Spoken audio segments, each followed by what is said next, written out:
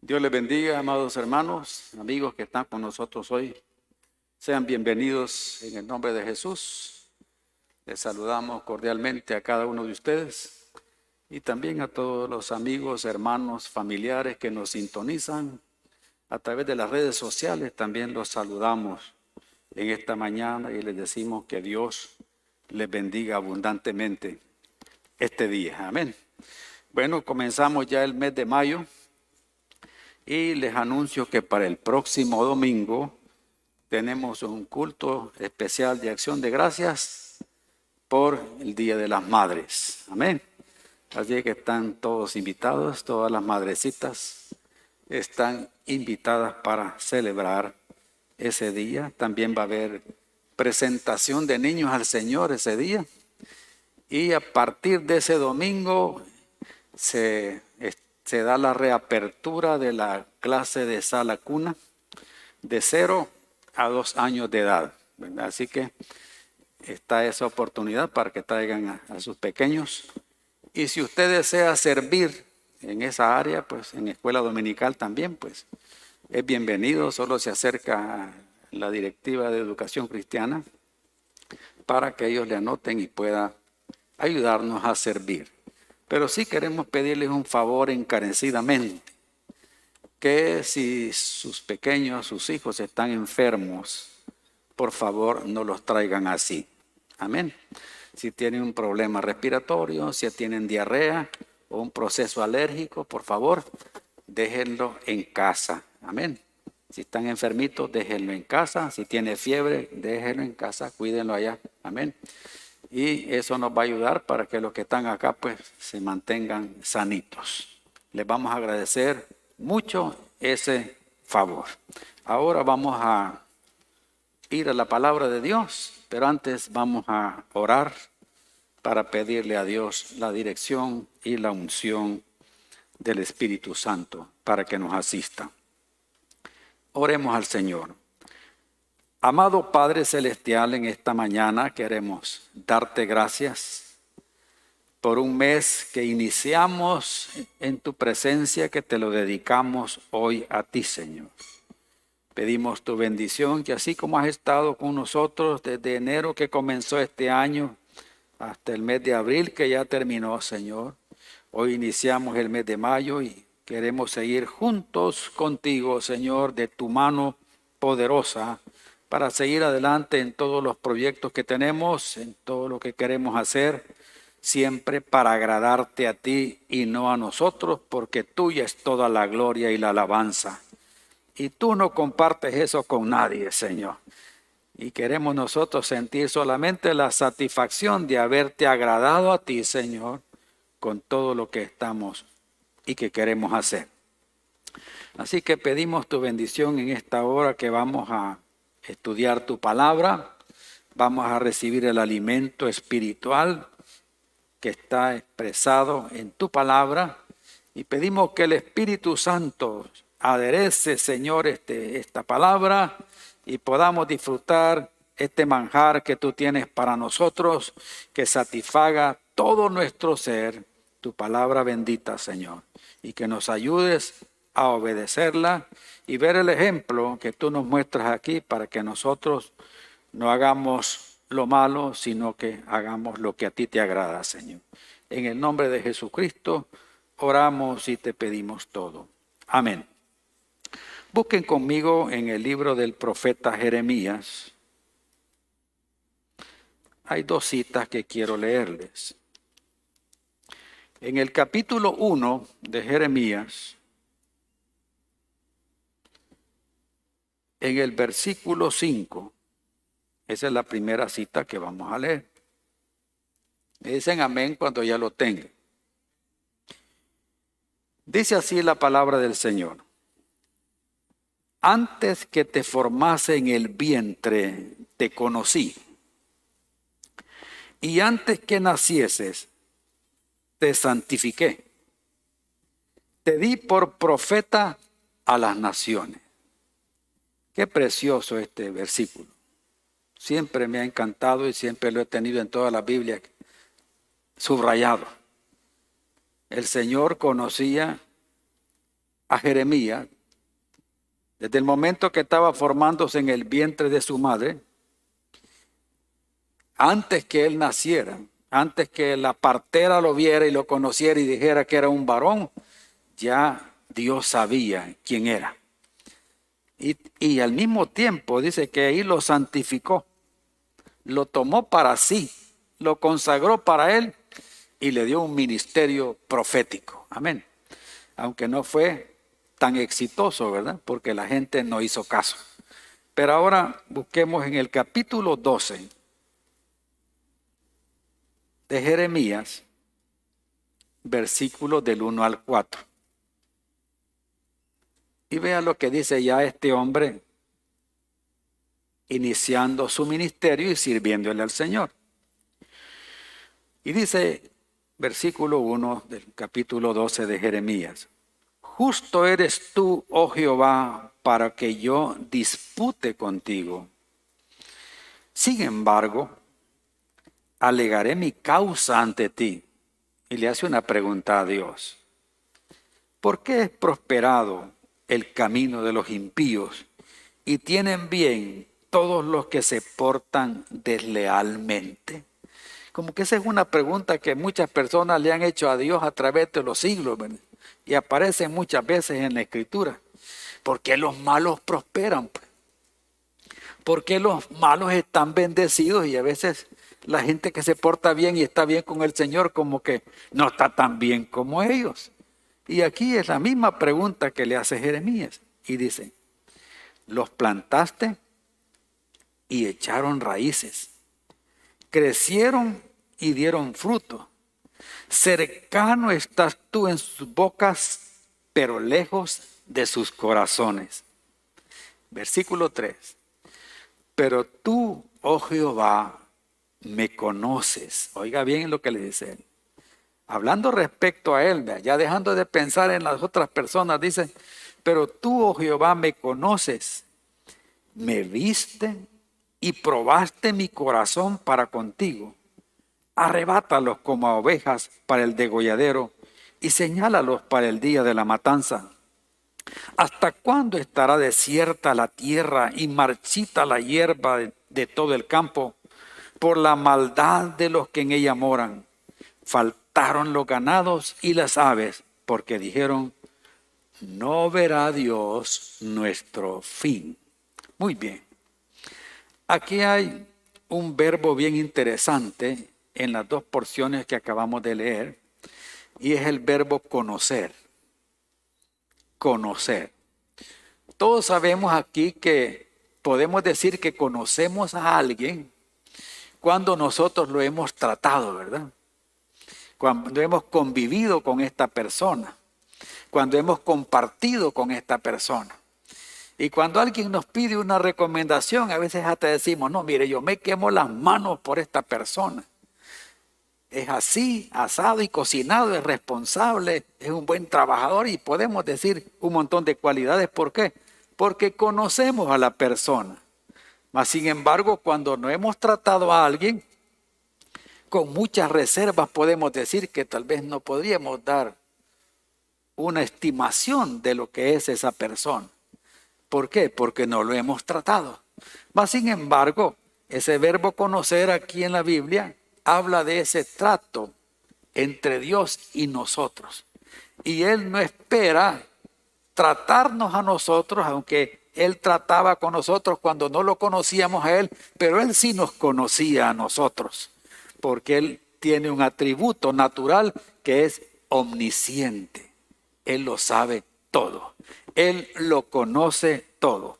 Y en esta ocasión, al ver el profeta Jeremías, qué precioso es cuando él le dice, mira, yo te conozco desde que te estaba formando en el vientre de tu mamá. Desde ahí te tomé, desde ahí te di ministerio. Te consagré para mí, para que me sirvas. Y luego Jeremías se está quejando en el capítulo 12 de la situación que está viviendo Israel, que es el pueblo de Dios. Estaba viviendo una situación bien difícil, le habían dado la espalda a Dios, estaban viviendo una vida nada agradable para Dios y sin embargo él veía cierta prosperidad en estas personas y le dice, bueno, yo sé que por esta causa algunos de ellos están bien, pero el resto del pueblo está sufriendo. Por eso dice el versículo 4, ¿hasta cuándo estará desierta la tierra y marchita la hierba de todo el campo? Habían problemas de sequía por la maldad de ellos, de los que moran en ella. Faltó el ganado, no habían aves de corral. Y se atrevieron a decir, bueno, Dios no va a conocer nuestro fin tampoco. Como quien dice, Dios no nos conoce a nosotros. Israel se había olvidado del camino de Dios. Había mucha maldad. Los malos prosperaban y parecía que Dios no se daba cuenta. Pero quiero decirle, a Dios no se le escapa nada. Amén. Dios conoce todo. Falsos profetas engañaban al pueblo y ya se sentían los juicios de Dios. ¿Por qué? Porque venía el reino del norte, Babilonia, Nabucodonosor venía a invadir Judá y a destruir todo lo que había a su paso. Entonces, y faltaba ese juicio que iba a caer sobre ellos, y Dios levanta a este hombre para prevenir al pueblo, para que se rindieran, se entregaran voluntariamente al rey de Babilonia, porque de esa manera no iban a perecer ellos, no iban a perder sus vidas. Hermanos, Dios tarda, pero no olvida. ¿Oyeron eso? Dios tarda, pero no olvida. No nos fijemos en aquellas personas que siendo desconocedores de Dios o tal vez han oído de Dios y viven unas vidas que no agradan a Dios y prosperen. Esa prosperidad, hermanos, a la larga no es tan buena. Pronto pasará y ellos perecerán. Nosotros tenemos que confiar en Dios y la bendición de Dios es la que enriquece y no añade tristeza, dice la palabra. Entonces, la verdad aquí es que Dios nos conoce a toditos nosotros. Nos conoce muy bien. Y, por ejemplo, quiero que veamos bien en el Evangelio según San Juan. Busquen conmigo en el Evangelio según San Juan. En el capítulo 2, en los versículos del 23 al 25. En el contexto de esto, Jesús había hecho una limpieza en el templo. El templo de Dios había sido convertido en un mercado. Y usted sabe que lo que más abunda en los mercados, aparte de las ventas, son los ladrones. Y Jesús lo dijo bien claro. La casa de mi padre la han hecho cueva de ladrones. Había hecho esa limpieza y después dice en el versículo 23. Estando en Jerusalén en la fiesta de la Pascua, muchos creyeron en su nombre viendo las señales que hacía. O sea, ellos creyeron en él por la autoridad con la que él actuaba sobre las enfermedades, sobre los ciegos, sobre los paralíticos, sobre los muertos. Entonces, viendo esas señales, la gente creía. Y dice el 24, pero Jesús mismo no se fiaba de ellos, no confiaba en ellos. ¿Por qué? Porque los conocía a todos. ¿Oyeron eso? Conocía a todas las personas y no tenía necesidad de que nadie le diese testimonio del hombre, pues él sabía lo que había en el hombre. Para muchos el hecho de que Dios nos conozca bien es un arma de doble filo. Para el que está bien agradando a Dios es una bendición. Amén. Bien dice el dicho, el que nada debe, nada teme. Amén. Pero, ¿qué sucede para aquel que anda en malos pasos? Oír esto, que Dios conoce todo, lo va a poner en qué pensar, ¿verdad? Porque Él lo conoce cuando usted se acuesta. Él conoce lo que usted ha soñado y no le ha contado a nadie. Él conoce cuando usted se levanta. Él conoce cuando está en su casa con su familia. Él le conoce cuando usted va a trabajar o va a estudiar o va a divertirse en algún lugar. Él conoce todo lo que usted está haciendo. Vuelta que da usted, vuelta que da Él.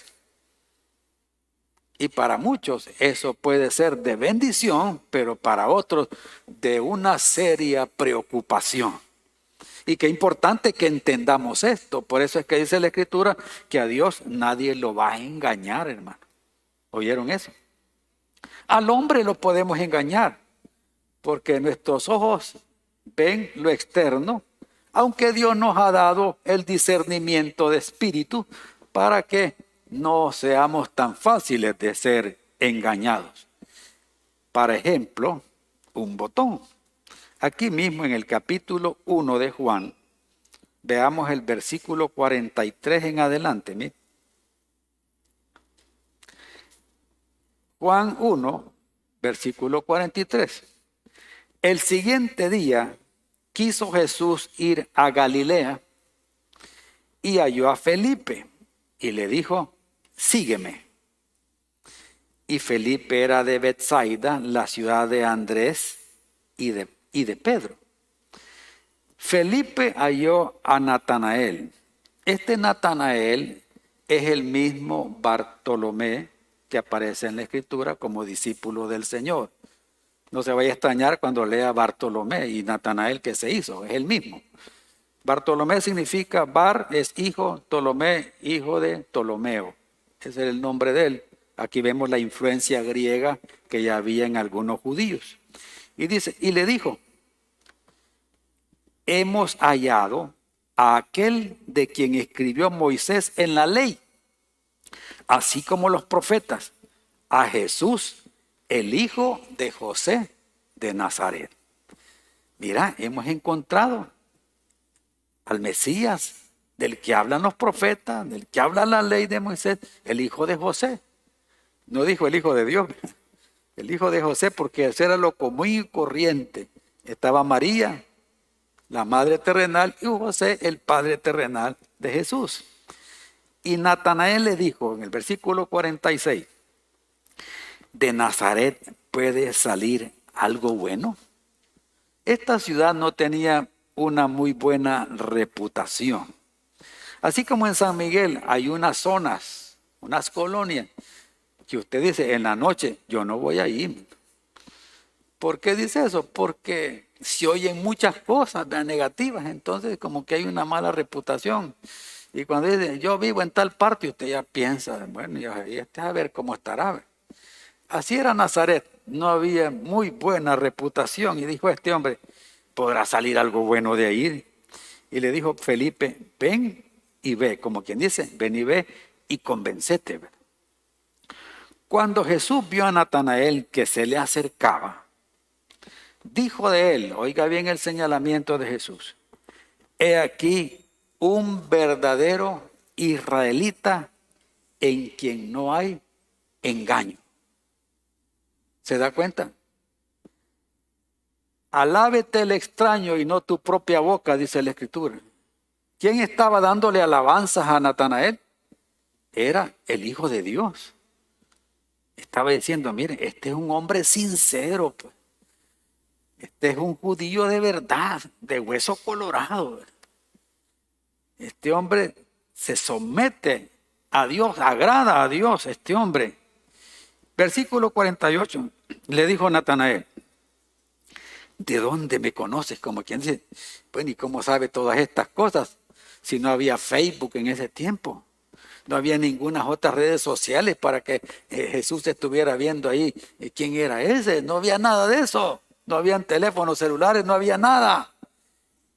¿Cómo es que me conoces? Y respondió Jesús y le dijo, antes que Felipe te llamara, cuando estaba debajo de la higuera, yo te vi. O sea, Jesús lo vio donde estaba. Y Jesús sabía quién era él, conocía su carácter. Y respondió Natanael y le dijo, Rabí, tú eres el Hijo de Dios, tú eres el Rey de Israel. Respondió Jesús y le dijo, porque te dije, te vi debajo de la higuera, ¿crees? Cosas mayores que esta verás. Y le dijo, de cierto digo, de aquí en adelante veréis el cielo abierto y a los ángeles de Dios que suben y descienden sobre el Hijo del Hombre. Aquel sueño que Jacob tuvo de aquella escalera que los ángeles subían y bajaban, se iba a cumplir con el ministerio de nuestro Señor Jesucristo, del respaldo de los ángeles desde que nació hasta que ascendió a los cielos y en todos los milagros que Él hizo. Entonces, qué importante, hermanos, en que entendamos esto, de que el Señor nos conoce bien a todos. Hola. ¿Le preocupa eso o le alegra eso? Amén. En cualquiera de las dos situaciones usted tiene que hacer algo. Si a usted le preocupa algo es porque a saber en qué camino anda. Él sabe cómo vino aquí. Cada uno de nosotros sabe cómo estamos. Y qué importante que entendamos esto. ¿Por qué? Para no caer en el pecado que cayó el pueblo de Israel. Y vamos a ver ese ejemplo, porque el Señor nos dice en la palabra de Dios en el Nuevo Testamento, en Primera de Corintios, que veamos el ejemplo de Israel para que nosotros no cometamos los mismos errores. Y vamos a ver el libro de un profeta. Bueno, este es muy pequeño. Es el último libro que está en el Antiguo Testamento. Vamos al libro de Malaquías, para que veamos cómo Dios conocía la condición de Israel en ese tiempo y cómo les muestra, a pesar de todo, su gran amor, su misericordia. Y levanta al último profeta que aparece en el Antiguo Testamento. Malaquías significa mi mensajero. Y era el año 430 antes de Cristo. Capítulo 1. El tiempo que vivió Malaquías era el tiempo posterior al retorno de Israel del cautiverio. Ya habían pasado los 70 años de disciplina que Dios puso a Israel al llevar los cautivos a Babilonia, 70 años.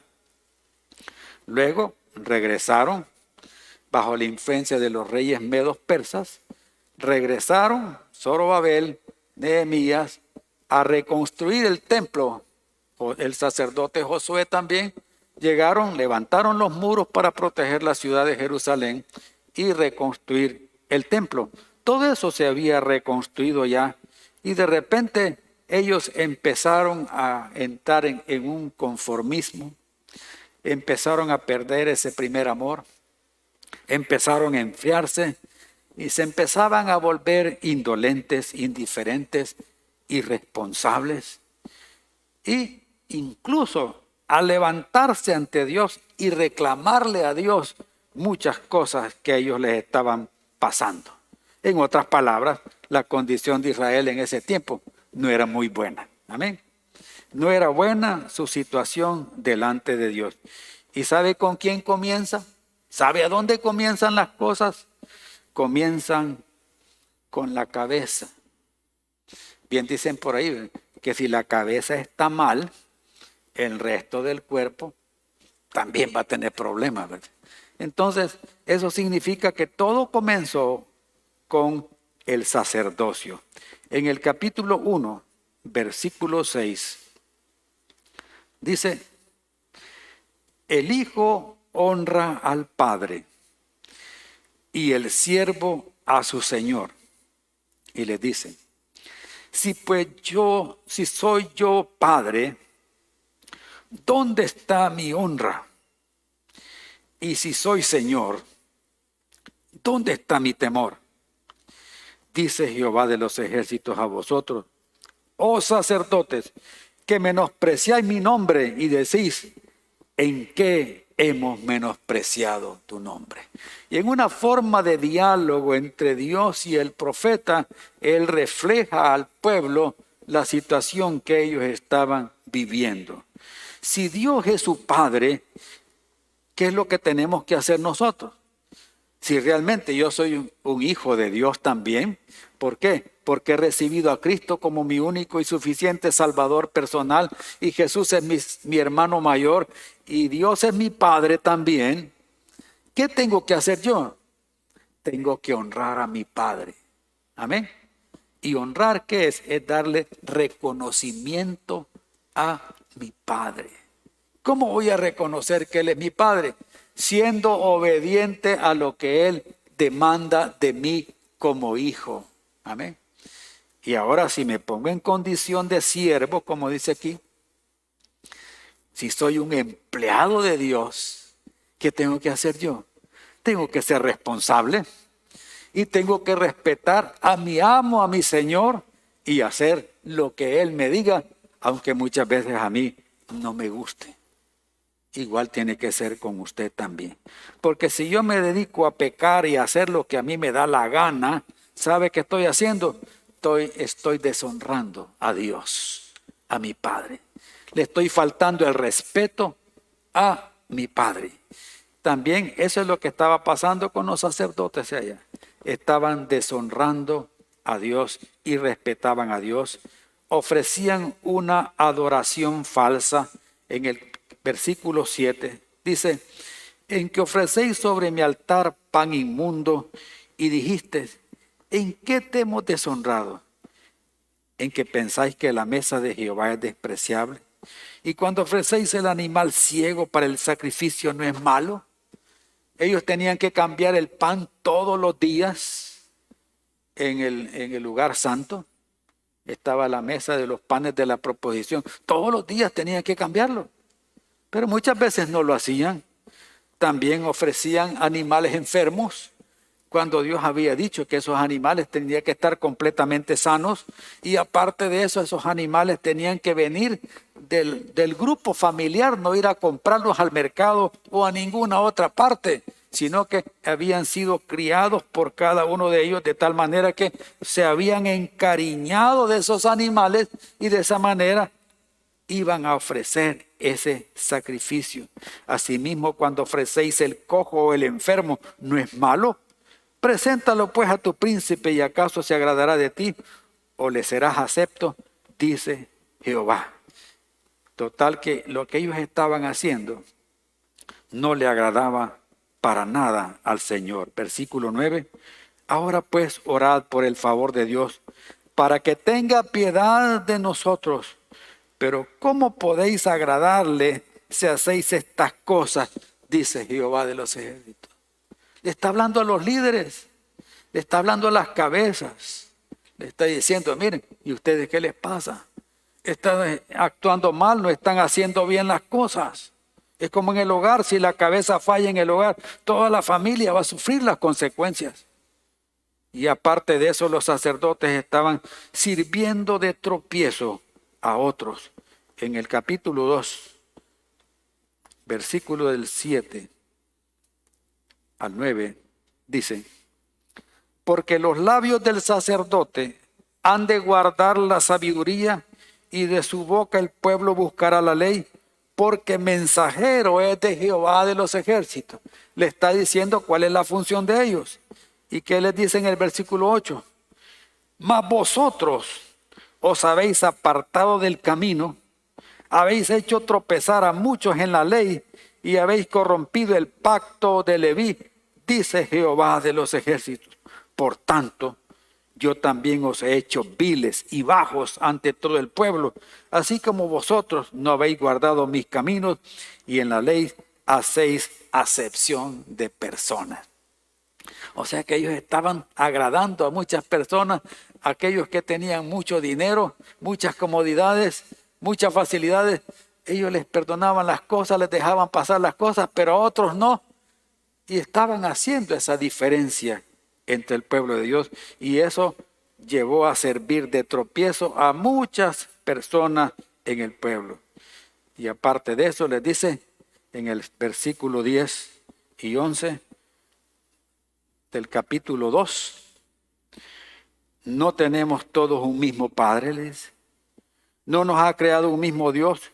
¿Por qué pues nos portamos deslealmente el uno contra el otro, profanando el pacto de nuestros padres? ¿Qué les está diciendo?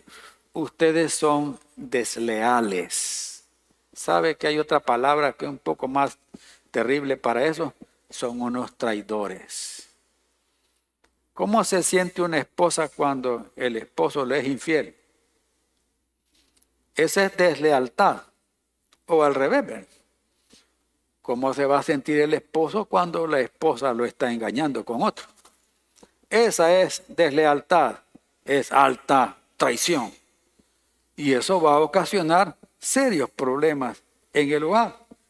Y ellos eran, en otras palabras, unas personas que estaban adulterando espiritualmente hablando. Estaban fallándole a Dios y estaban sirviendo de tropiezo. En otras palabras, sabe que hay una característica para este tipo de personas y esto se mantuvo, hermanos, incluso hasta principios del ministerio de Jesucristo, y él lo señaló muy claramente en un grupo religioso que había en ese tiempo. ¿Sabe? Todo esto se llama hipocresía. En otras palabras, para no darle tanta vuelta, los sacerdotes eran hipócritas. Estaban usando una máscara, estaban viviendo de apariencia y no estaban haciendo lo que Dios les había mandado a hacer. Y quiero decirles, hermanos, que la hipocresía es contagiosa, como el COVID-19. ¿Oyó eso? Es contagiosa. Si usted anda con amistades que son así, que se ponen una máscara para aparentar lo que no son, al rato usted va a andar con la suya también. ¿Quiere que veamos el ejemplo? Busquen Gálatas, la carta del apóstol Pablo a los hermanos en Galacia. En el capítulo 2, versículo 11. Aquí vemos al apóstol Pedro que estaba usando una máscara. 2:11 de Gálatas. Pero cuando Pedro vino a Antioquía, le resistí cara a cara porque era de condenar. Oiga, Pablo estaba enojado, hermano. Y tiene razón.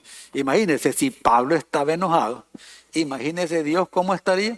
¿Usted cree que Dios estaba contento al ver las actitudes de Pedro? Y dice, pues antes que viniesen algunos de la gente de Jacobo, comía con los gentiles, pero después que vinieron, se retraía y se apartaba porque tenía miedo de lo de la circuncisión.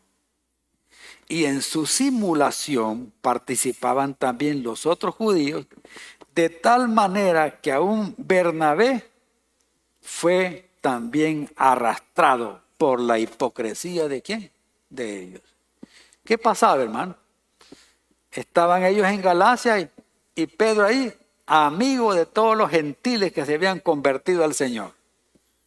Estaba compartiendo con ellos, comía con ellos, aunque la ley decía que él no podía hacer eso, que él no podía entrar ni en la casa de un gentil, pero ahí él compartía. Pero cuando se da cuenta que venían unos judíos desde Jerusalén para ver lo que estaba pasando, y esos judíos todavía permanecían bajo lo que es la circuncisión, porque ellos, como no eran cristianos, después se convirtieron, pero ellos se habían circuncidado y querían que todos los creyentes se circuncidaran. Pero esa era una señal del pacto con Abraham, y ahora nosotros estamos bajo un nuevo pacto con Cristo Jesús, y lo que Él quiere es que nos circuncidemos nuestro corazón, y no un órgano físico, sino que algo espiritual. Entonces vino Pablo y le reclamó fuertemente. Bueno, ¿y cómo es eso, pues? Que cuando no están los judíos que vienen aquí, vos estás de aguas mieles que aquí con todos los gentiles. Vienen los otros, ahora ya no les hablas a esto, sino que solo te comes con aquello. ¿Y qué te pasa, pues? Y no todos hemos sido justificados por la sangre de Cristo, pues somos una sola familia. ¿Y cuál es esa diferencia? Hasta Bernabé fue afectado con todo esto. ¿Por qué? Porque la hipocresía se pasa. Y Jesús fue bien enfático en esto y les dio duro a los fariseos en ese tiempo. Les dijo sepulcros blanqueados, ¿verdad? Bonitos por fuera, pero por dentro están llenos de huesos. Nosotros no tenemos que ser así, hermano. tenemos que ser como Natanael. Miren, sinceros, honestos, sin doblez. Amén. De un solo ánimo, no de doble ánimo. Usted sea aquí en la iglesia, igual que como es allá afuera, como es allá en su casa, como es en su trabajo. No que aquí va a ser una cosa y allá va a ser otra cosa, como que es camaleón. Va a cambiar de color según la ocasión. ¿Cómo es eso? Que ahora es cristiano y después es medio cristiano. No, o es o no es. Amén. Así estaban los sacerdotes en ese tiempo. Indudablemente que todo esto tenía que afectar también al resto del pueblo, porque como ya dijimos, la hipocresía se pasa. Entonces veamos cómo estaba la condición del pueblo de Dios en ese tiempo. Malaquías capítulo 2, versículo 11 y 12. Pues ellos estaban en la misma condición que los sacerdotes. Y dice, prevaricó Judá, o sea que pecaron a sabiendas.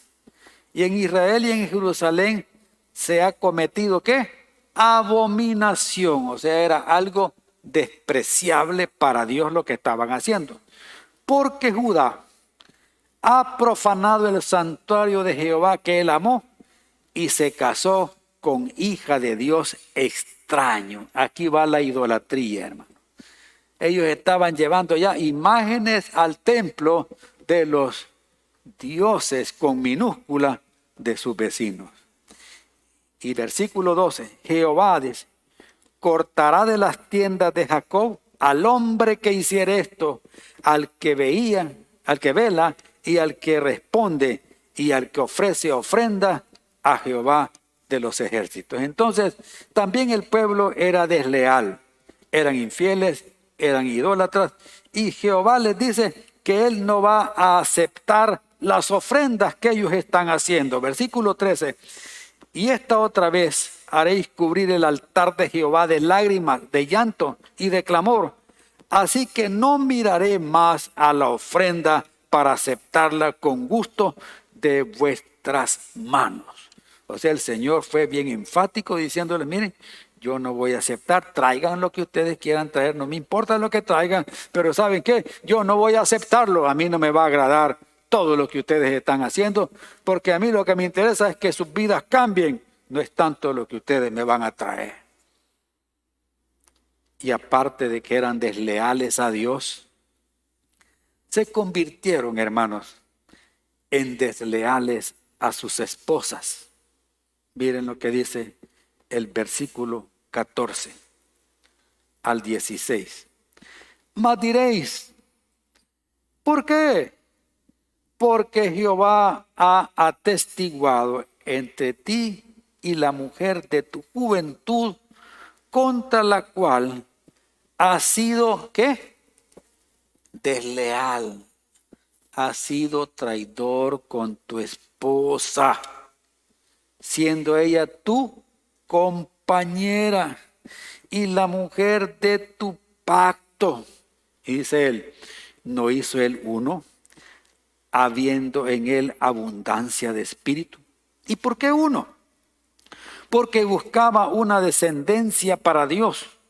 Guardaos pues en vuestro espíritu y no seáis desleales para con la mujer de vuestra juventud, porque Jehová, Dios de Israel, ha dicho que él aborrece el divorcio, el repudio, y al que cubre de iniquidad su vestido, dijo Jehová de los ejércitos, guardaos pues en vuestro espíritu y no seáis, ¿qué? Desleales. Eran traidores.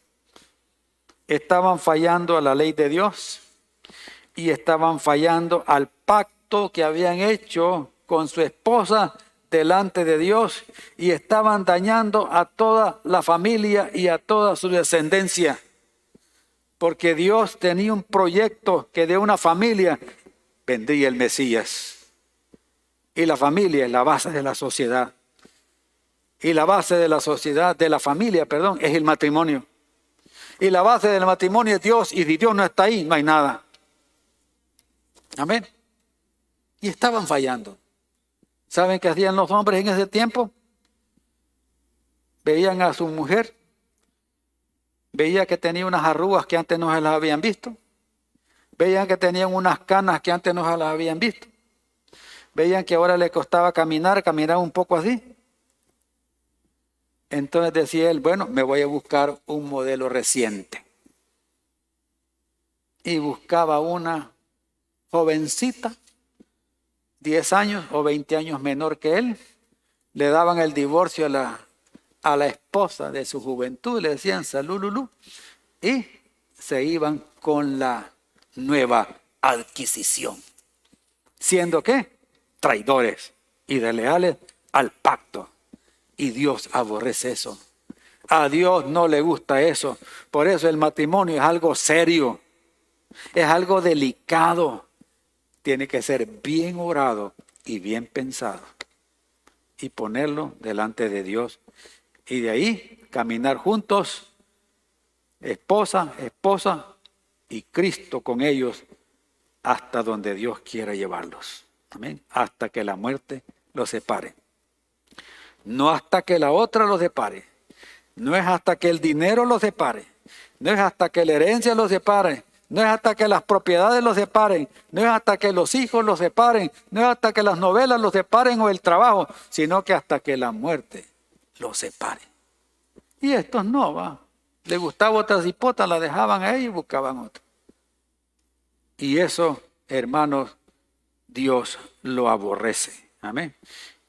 Y después, ¿qué otra cosa estaba pasando con el pueblo? ¿Qué otra cosa estaban haciendo ellos? Veamos en el versículo 17. Habéis hecho cansar a Jehová con vuestras palabras. Y decís, ¿en qué le hemos cansado a Dios? En que decís, cualquiera que hace mal, agrada a Jehová. Y en los tales se complace, o si no, ¿dónde está el Dios de justicia? Estaban reclamándole a Dios, pues, bueno, ¿y qué pasa con la justicia? Pues, ¿por qué prosperan los malos? Pues, ¿y por qué también hay gente que a lo bueno le dice malo y a lo malo le dice bueno? ¿Por qué están con esa situación? Y no es tenemos un Dios justo, pues ellos le habían dado vuelta a todas las cosas y estaban en una situación que no le agradaba a Dios. Aparte de eso, ¿qué otra cosa se le agrega al pueblo en ese tiempo? La Biblia dice que el pueblo era un ladrón. Eran ladrones. Capítulo 3, versículo 8. Le hace la pregunta, ¿robará el hombre a Dios? ¿Le robará el hombre a Dios? Es la pregunta. Y dijiste, contestan ellos, ¿en qué te hemos robado, Señor? En vuestros diezmos y ofrendas. Wow. Palabras mayores. En vuestros diezmos y ofrendas. Y les dice después, como consecuencia de ese pecado, malditos sois con maldición, porque vosotros, toda la nación, me ha robado. Traed todos los diezmos al alfolí y hay alimento en mi casa. Y probadme ahora en esto, dice Jehová de los ejércitos, si no os abriré las ventanas de los cielos y derramaré sobre vosotros bendición hasta que sobreabunde.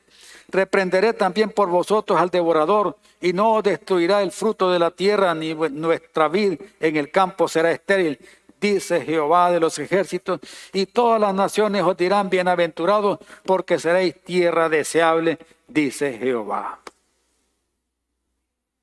¿Qué está diciendo él? Si le robamos a Dios, van a haber una consecuencia. Hay mucha gente que anda buscando iglesias donde les digan no prediquen del diezmo. Porque hay iglesias que todos los domingos hablan del diezmo, pero aquí no. Aquí si usted quiere dar el diezmo, bueno, si no lo quiere dar también, es problema suyo con Dios. El ladrón va a ser usted. ¿Se oyó bien? Sí. Problema suyo. Usted va a tener las consecuencias y va a ver la maldición que va a venir sobre su vida. Y no voy a estar negociando con Dios, préstame estos diezmos, ahí te los voy a pagar el otro año. Olvídese, se va a meter en problemas. ¿Quiere usted ver la bendición de Dios y la mano de Dios extendida sobre su vida? Sea fiel en el diezmo. Pero ¿sabe quién no es fiel en el diezmo? Uno, los que administran mal sus recursos. Dos, los que aman el dinero, los que aman recibir a dar. Todas esas personas no les gusta diezmar. Y por eso buscan iglesias donde no hablen del diezmo, no le exijan el diezmo. Aquí no se les exige, pero hay otras que sí exigen. Pero hermano, yo deseo que usted esté bendecido. Sea fiel al Señor, no le robe a Dios, hombre. Si usted se acostumbró en su casa a robarle a su mamá y a su papá, a sacarle la cartera, a ver dónde guardaba la guaca de pisto a la mamá, y después cuando no estaba ella se iba a sacar ese pisto. Si usted cuando iba a comprar algo agarraba el vuelto de lo que iba a comprar y lo robaba a sus padres y viene con esa maña, hermano, dígale a Dios que le quite eso y no le robe a Dios porque le va a ir mal. ¿Oyeron eso? Le va a ir mal. Pero si usted lo empieza a hacer en fe, a tener fe que del 90% de lo que usted recibe, de ese 90%, Dios lo va a sostener y le va a multiplicar y le va a sobreabundar en eso. Si usted tiene esa fe, va a ver la mano de Dios. Pero usted no tiene fe. Ahí va a estar luchando, que no, Señor, no me alcance el pisto, no, hombre, todo está caro, ya las tortillas ya subieron, el pan ya subió, el aceite subió, la gasolina subió, todo sube y el salario no me sube. Pero ¿de quién dependemos nosotros? Jehová es mi pastor y a mí nada me faltará. A usted yo no sé, con usted no sé, ese es problema suyo. Pero yo puedo decir eso, Él es mi pastor y nada me faltará. Y aunque usted no diezme, nada me faltará a mí. ¿Oyó eso? ¿Por qué? Porque el que me contrató para ser pastor aquí es mi Padre Celestial. Y Él tiene que ver cómo me visto, cómo como. Amén. Tiene que ver por mi salud. Él tiene que cuidarme a mí, a mi esposita también, a mis hijos también, toda mi descendencia. Porque somos de Él. Y espero que usted sea de Él también. Porque de esa forma usted va a ser bendecido. Y Dios los desafía a ellos, ¿verdad? Ustedes me están robando. Pruébenme ahora, dice. ¿Oyó eso? Pruébenme ahora. Pruébelo este mes de mayo. Ay, hermano, es que a mí no me alcanza. Pruébele en mayo. Cuando reciba su salario, mire, lo primerito que usted tiene que apartar, ¿sabe qué? Lo que es de Dios. No se oye, ¿verdad? Lo que es de Dios. Eso no es suyo, es de Dios. Y del resto que a usted le queda, Dios va a hacer un milagro con todo eso. Dios va a bendecir su negocio, Dios va a bendecir su trabajo, Dios va a multiplicar la obra de sus manos, Dios le va a traer salud, Dios le va a traer provisión de donde usted menos espera. Y si tiene deudas, ¿sabe qué tiene que hacer? Orar y decirle, Señor, yo quiero que me proveas para pagar mis deudas este mes. Amén. ¿Y sabe qué va a hacer Él? Él le va a dar lo que usted necesita. Y si es posible, dígale la cantidad. Tengo $500 de deuda, Señor. Provéemelo. ¿Y qué va a hacer Él? Y no es su papá, pues. Usted como hijo lo está honrando a Él y poniéndose en las manos de Él y dándole lo que es de Él. ¿Y sabe qué va a hacer Él? Él le va a dar más abundantemente de lo que pedimos o entendemos, dice la Biblia. Y usted se va a sorprender. ¿Quiere ser sorprendido de parte de Dios? Pruébelo. Pruébelo. No le va a fallar. Amén.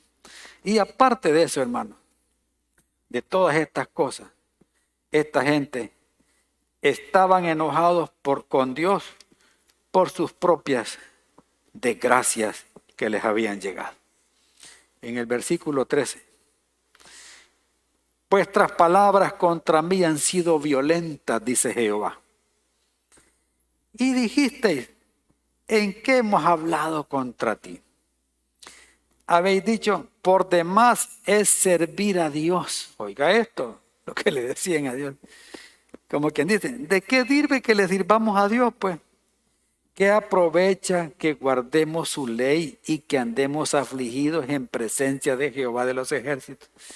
Decimos pues ahora, bienaventurados son los soberbios y los que hacen impiedad. No solo son prosperados, sino que tentaron a Dios y escaparon. Wow, qué terrible la posición de ellos. Estaban reclamándole a Dios que Dios era injusto y que de nada servía que le sirvieran al Señor en cualquier ministerio. Óigame, yo le voy a servir al Señor no para que Él me aumente el salario en mi trabajo, porque esto no es negociable. Vamos a servirle a Dios por amor, a Él y al prójimo también. Porque esos son los dos mandamientos que Él nos demanda. Que lo amemos a Él y también a nuestro prójimo. Así que cuando maduramos y crecemos y aprendemos a servirle, porque Él es nuestro Señor y nosotros somos sus empleados, vamos a servirle con gratitud y por amor a Él, no por intereses personales, sabiendo que Dios nos va a dar lo que nosotros necesitamos, aún antes que nosotros se los pidamos. Él ya sabe de qué cosas tenemos nosotros necesidad, dice el Señor. Versículo 16. Entonces, los que temían a Jehová hablaron cada uno a su compañero, y Jehová escuchó y oyó, y fue escrito libro de memoria delante de él para los que temen a Jehová y para los que piensan en su nombre, y serán para mí, oiga bien, mi especial tesoro, ha dicho Jehová de los ejércitos, en el día que yo actúe, y los perdonaré como el hombre que perdona a su hijo que le sirve. Entonces os volveréis y discerniréis la diferencia entre el justo y el malo, entre el que sirve a Dios y el que no le sirve. Qué importante es que nos volvamos a Él. Siempre hay un remanente fiel, hermano. Dios es fiel. Y siempre va a haber remanentes fieles a través de todos los tiempos. Y les está diciendo que cuando ellos vuelvan a Dios, entonces van a entender y van a discernir las cosas. Entonces, todas estas situaciones que habían en el sacerdocio y que después afectaron a todo el pueblo de Dios, trajeron consecuencias. ¿Cuál es la consecuencia de esta condición? Primera, un juicio inmediato, o sea, a corto plazo. Juicio a corto plazo. Fíjense bien, ya les había pasado esa azotada que tuvieron cuando fueron llevados a Babilonia. Pero ahora, a causa de esto, que ellos se habían descuidado de su vida espiritual, viene un juicio. Y ese está en el capítulo 3, versículo 5. Y dice la Escritura: y vendré a vosotros para juicio, y seré pronto testigo contra los hechiceros y adúlteros, contra los que juran mentira y los que defraudan en su salario al jornalero, a la viuda y al huérfano, y los que hacen injusticia al extranjero, no teniendo temor de mí, dice Jehová de los ejércitos. Juicio inmediato. ¿Cuál fue ese juicio inmediato? Usted ve que Malaquías es el último libro en el Antiguo Testamento. De Malaquías a Mateo, el primero de los evangelios, pasaron 400 años. 400 años. Se le llama el período intertestamentario y también es un período de silencio, dice. Silencio. ¿Por qué? Como que no se levantaron profetas así como Malaquías para hacer ver que el pueblo estaba muy mal. Entonces termina con Malaquías en el año 400 a.C. y llega hasta el año 25 aproximadamente, cuando inicia la predicación Juan el Bautista. Entonces, ahí viene el juicio. En ese periodo hay un juicio. ¿Por qué? En ese momento ellos estaban bajo la influencia del imperio medo-persa. Pero usted sabe que después, en el año 332, el imperio medo-persa cayó en manos ¿de quién? De Alejandro el Grande, el imperio griego, ¿verdad? Que llegó y destruyó a los medos persas y ellos conquistaron en ese tiempo con Alejandro todo el mundo conocido en ese tiempo. Este murió a los 32 años y muy joven murió Alejandro, y cuando él muere, su reino se repartió entre 4 de sus más grandes generales, y entre ellos cito a 2. El primero es Ptolomeo, y ahí donde tomaron el nombre griego para Natanael, ¿verdad? Y este Ptolomeo tomó Palestina, Egipto y Arabia. Esas 3 áreas geográficas las tomó este hombre. Dijo, yo voy a gobernar aquí. En cambio, al otro lado estaba otro hombre llamado de los Antíoco III, el Grande. Este Antíoco tomó todo lo que es Palestina, ¿verdad? Y después Antíoco IV, de este hombre se desprende Antíoco IV, llamado Antíoco Epífanes, y este hombre tuvo conflictos con Ptolomeo, hicieron guerra y al final ganaron estos hombres y tomaron la ciudad de Jerusalén y Palestina bajo el mando de Antíoco. Este hombre es el tipo del anticristo que va a venir y va a engañar a Israel y se va a sentar en el trono de Dios en el tiempo final, porque él hizo exactamente lo mismo. Es un tipo del anticristo.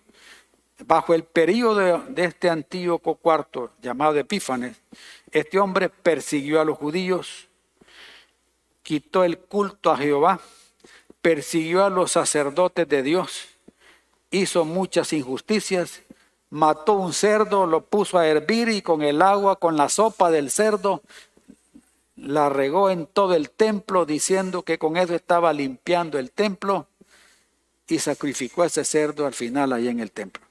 Entonces, él trató de destruir el culto a Jehová, pero en cierta ocasión, este hombre manda a uno de sus oficiales a una aldea de Modín y ahí buscaron al sacerdote de Jehová que estaba ahí, que era un hombre llamado Matatías, y le ordenó que hiciera un sacrificio a los dioses que ellos tenían.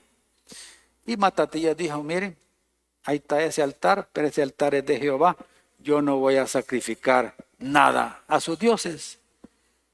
Entonces aquel hombre se enfureció y apareció otro judío sin tanto carácter que dijo, no hombre, yo le voy a hacer el sacrificio, Señor, no se preocupe.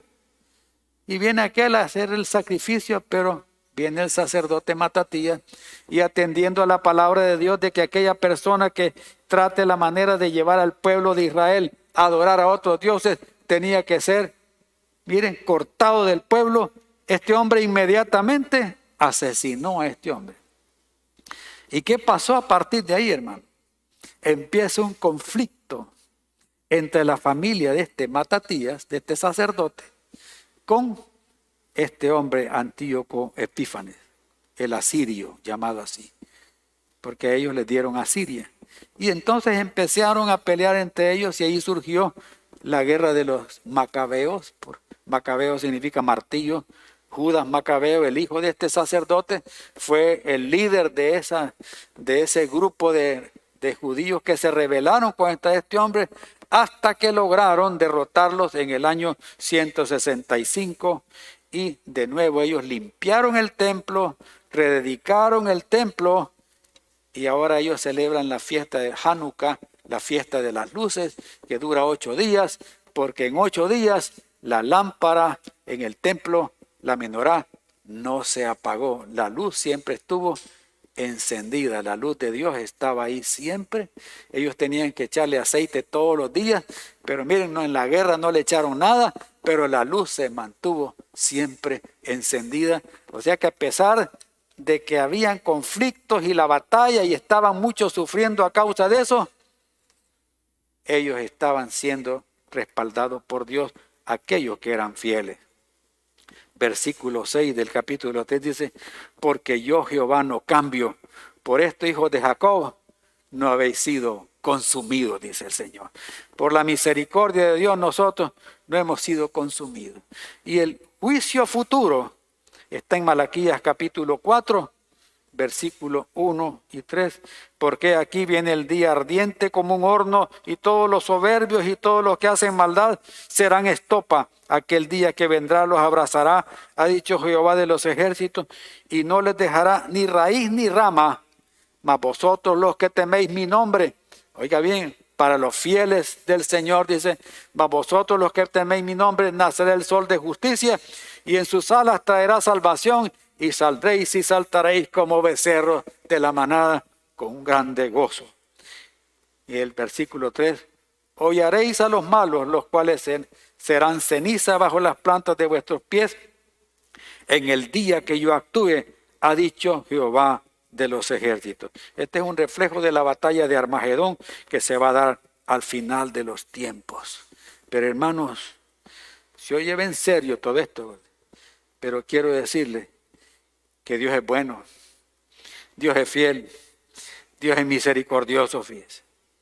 Fíjese que a pesar de todo lo que usted está viendo aquí, usted puede leerlo en su casa todo esto.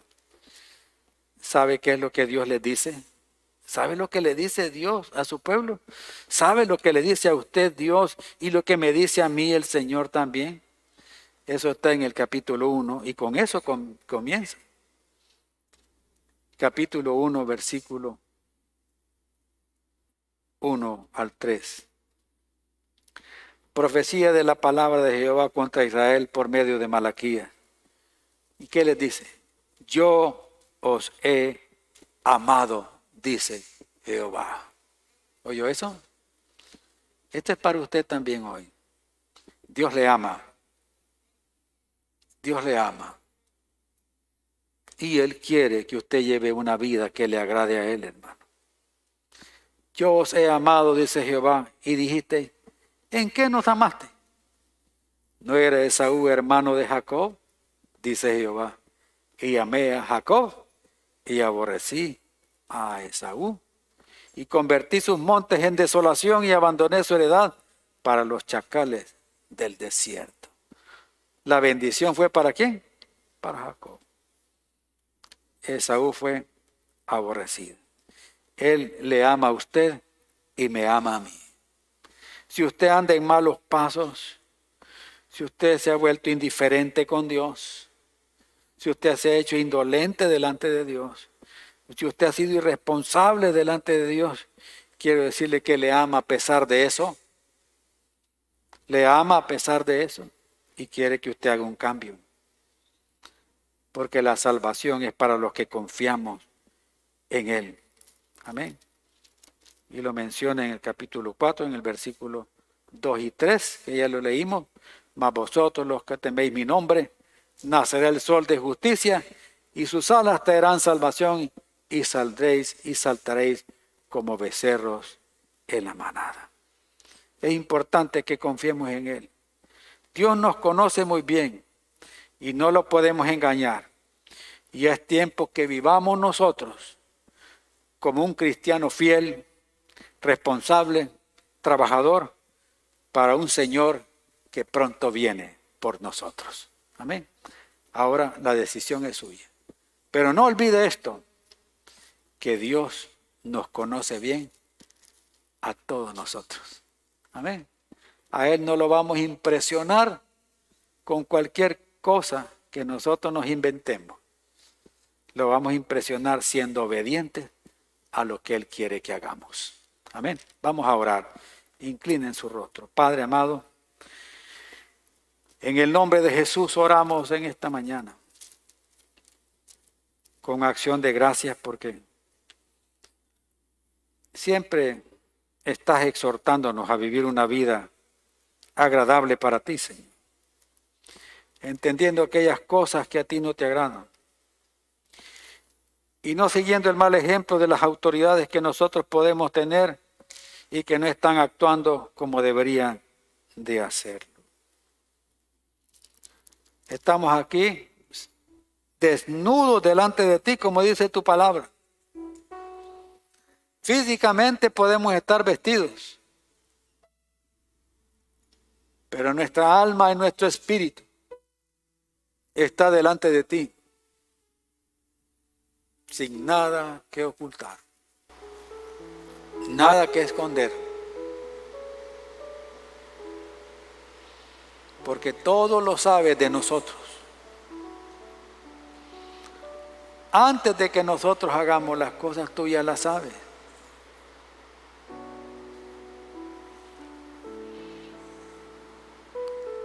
Y por eso cada uno de nosotros, ahí donde están sentados,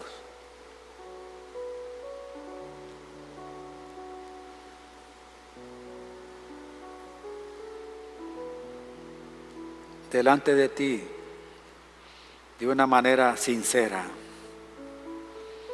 sin nada de malicia ni con la astucia humana queriendo ganar ventaja sobre ti, Señor. Queremos que digas lo mismo que dijiste cuando llegó Natanael, que tú lo conocías. He aquí un verdadero israelita. Que tú puedas decir, he aquí un verdadero cristiano. Este es un cristiano de verdad. Ella es una cristiana de verdad. Esa es mi hija. Ese es mi hijo. Y lo que hace me agrada. Qué bueno que Dios pueda decir eso.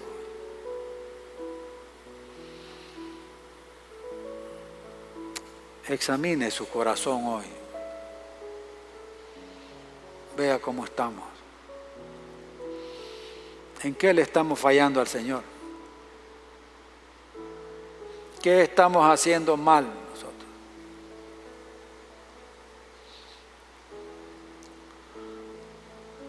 ¿Se está quejando usted de Dios? ¿Le está reclamando usted a Dios? Así estaban los israelitas en ese tiempo. Y muchas de esas malas acciones llegaron hasta el tiempo de nuestro Señor Jesucristo.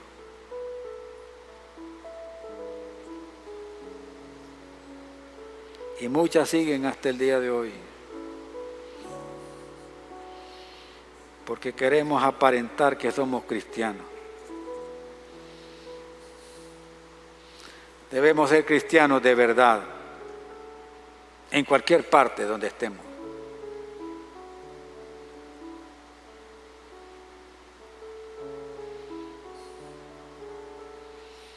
Si usted no le ha entregado su vida a Cristo, su vida no va a cambiar. Todo esfuerzo que usted haga va a ser en vano, a no ser que confíe en Jehová. Confíe en el sacrificio de Cristo, el Verbo que se hizo carne y fue a la cruz para pagar por sus pecados y los míos también. Usted tiene hoy la magnífica oportunidad de comenzar una nueva vida. El apóstol Pablo escribe que el que está en Cristo, el que está unido a Cristo, es una nueva criatura. Las cosas viejas pasaron y aquí todas son hechas nuevas, dice. En otras palabras, lo que hoy conocemos como borrón y cuenta nueva es lo que Dios hace con nuestra vida. Él borra todos sus pecados, toda esa maldad que usted ha hecho. Puede ser una gran maldad o pequeña maldad que a Dios no le agradó. Se llama pecado. Dios es el único que puede quitarlo. Su sangre derramada en la cruz del Calvario lo limpia de todo pecado y de toda maldad.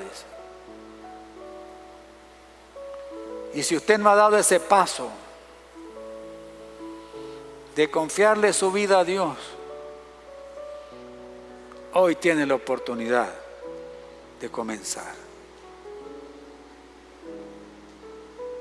Y si usted quiere tomar esa decisión de seguir a Cristo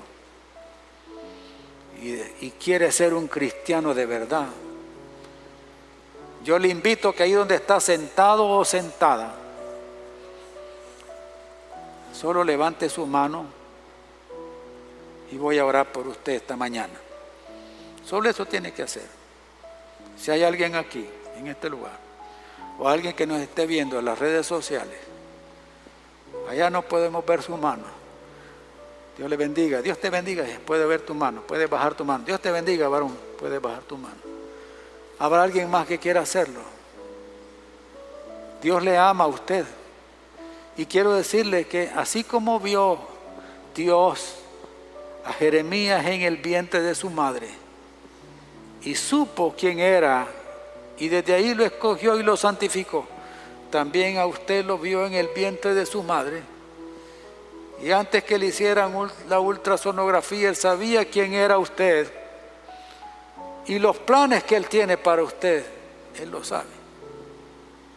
Pero es bueno que ponga su vida en las manos de Dios. ¿Habrá alguien más que quiera hacerlo?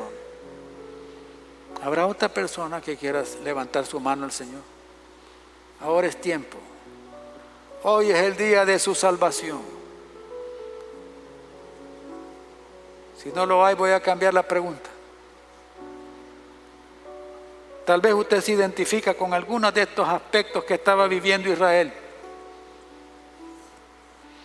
Y usted dirá en su interior, caramba, si yo he vivido todas estas cosas. Yo he estado en todo esto. ¿Sabe qué? Dios quiere perdonarle esos pecados. Dios quiere restablecer la comunión con Él. Dios quiere expresarle su amor y su bondad, perdonándole todo eso. Pero si usted se arrepiente, si usted le dice al Señor lo que he estado haciendo, Él será amplio en perdonarle. Y de esa manera usted se reconcilia con Dios y sella ese momento participando de la Santa Cena, el sacramento con el cual recordamos su sacrificio expiatorio por nosotros. ¿Habrá alguien que quiera reconciliarse con el Señor? Dios te bendiga, varón. Puedes bajar tu mano. ¿Habrá alguien más? Con sus ojos cerrados, rostros inclinados. ¿Habrá alguien más? Dios te bendiga, Dios te bendiga. Puedes bajar tu mano.